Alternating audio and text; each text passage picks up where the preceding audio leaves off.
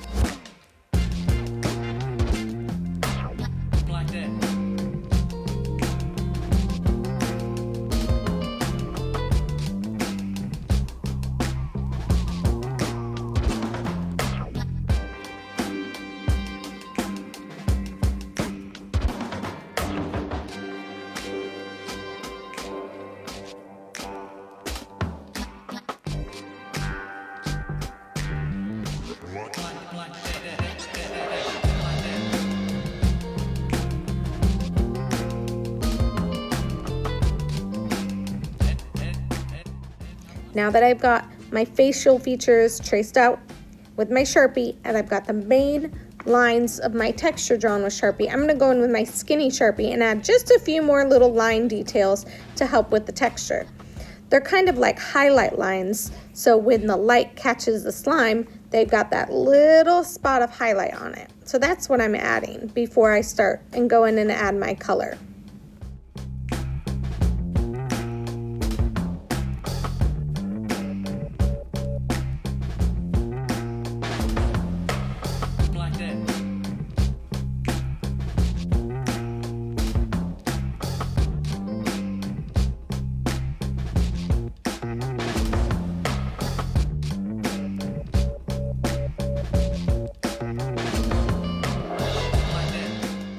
Now that I've got my heart all drawn out in Sharpie, I'm going to go in and start adding color.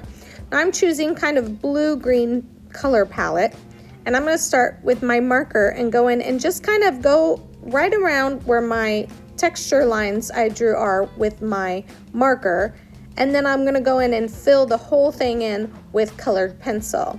So it kind of gives a little bit of your value to it and will make your slime lines kind of pop out, since they will be a little darker than the rest of the background. I also might add a little touches of blue in there as well, so it almost ends up being like a blue-green color instead of just green. So think about the texture that you choose and what colors would be the best to represent them.